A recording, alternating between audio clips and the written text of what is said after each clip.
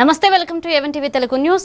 విజయనగరం జిల్లా రాజాం నియోజకవర్గం రేగిడి ఆమదాల వలస మండలం కన్యం ప్రభుత్వ ఆయుర్వేద వైద్యాధికారి ఎం సునీల్ కుమార్ ఆధ్వర్యంలో చాటయ్య వలస గ్రామంలో ఉచిత ఆయుర్వేద వైద్య శిబిరం నిర్వహించారు.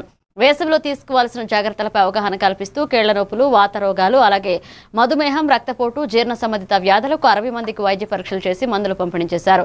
సైడ్ ఎఫెక్ట్స్ లేని ఆయుర్వేద వైద్యం ప్రజలకు వినియోగించుకోవాలన్నారు. ఆశా కార్యకర్తలు, గ్రామ ప్రజలు పాల్గొన్నారు.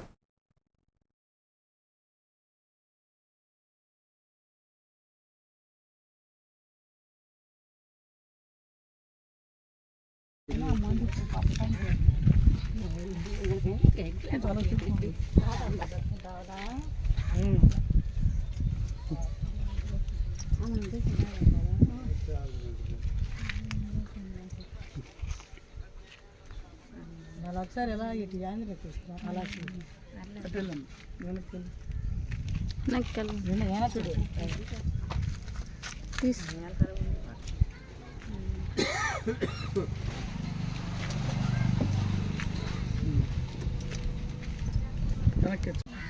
మందులు ఇటు వేస్తున్నావా?